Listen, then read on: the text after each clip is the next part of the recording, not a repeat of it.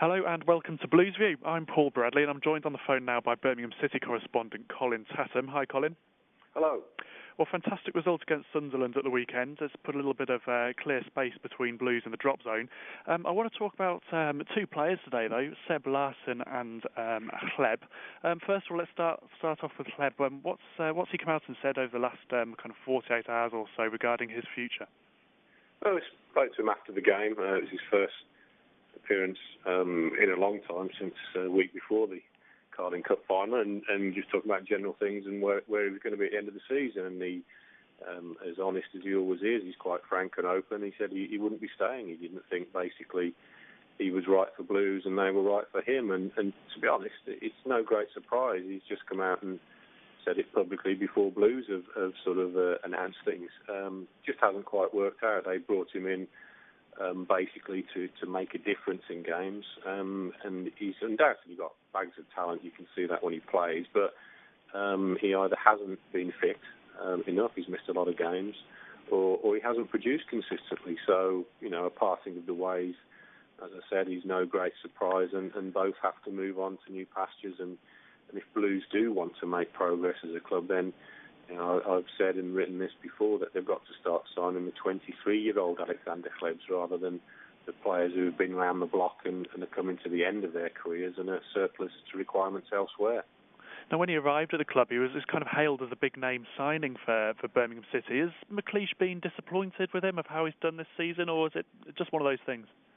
I think he will have expected more from Hleb, and although he came as the big-name signing, it was quite a sort of last-minute rush job that he was available, so it was almost a case of, well, we haven't managed to get other targets, so yeah, let's bring him in. He's got a decent pedigree, he's a good player, let's hope it comes off, and unfortunately it hasn't come off. Saying that, we saw Saturday he came on and he did make a difference. He's got great vision, great ability, but obviously over the course of the season that hasn't come to the fore, so at Birmingham we're going to have to look for a player of that ilk yet again in the summer, assuming that they've still got their Premier League status, which, all being well, it looks like they will have. And moving on now to Seb Larsson, a lot was said last week about his future. His agent got involved, said a few things which were pretty much seen as unhelpful by a lot of people. Seb obviously scored on Saturday. What's the state of play at the moment? Is it still a case of wait and see when it comes to the end of the season?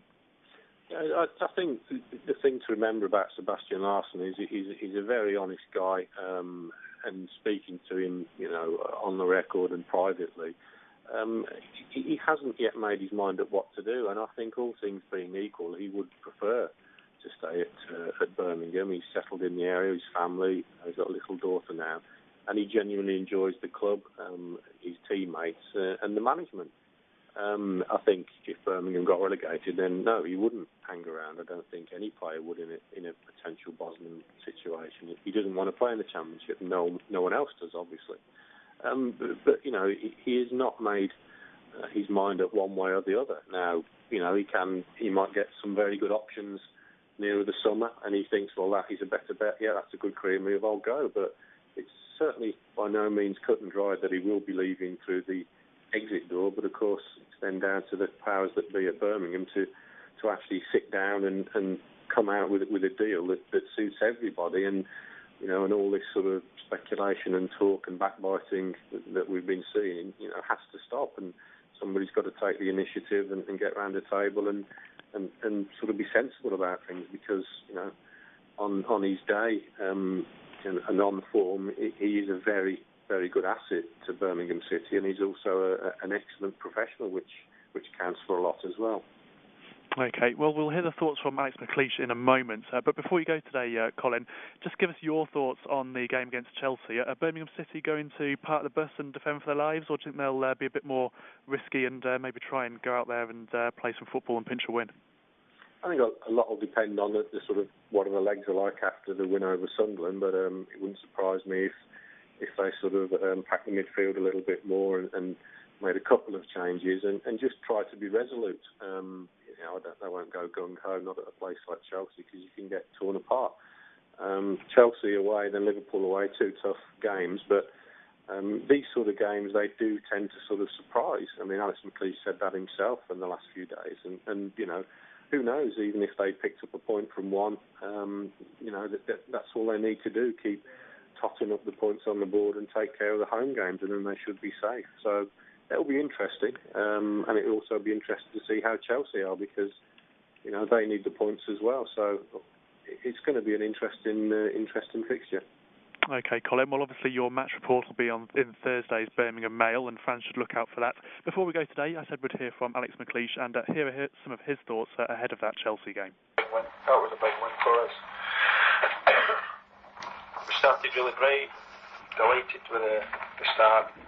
Cameron getting in behind in the first couple of minutes, great chance, great save. And then all of a sudden we stopped doing that. We lost the gas a wee bit, and we were more casual with passing. And Sunderland, they like that, because they have players who like to close down and try and pick things in the forward areas. The Cattermoles of this world. And we nearly come unstuck with one of those moments. And maybe the goal was against the run and play, but you take it, we welcome it. Great gamble by Seb Larsson, and the second half was again a little bit sticky to start with, but getting the extra man in midfield on in Clem's class, I think made a difference to the team at that stage. The demands in this league, we've never had an easy game this whole season. A whole season, I can't recall us having a game where, that was a walk in the park. Every week we've been tested, our defenders have had really hard games, and I'm proud of everyone out today.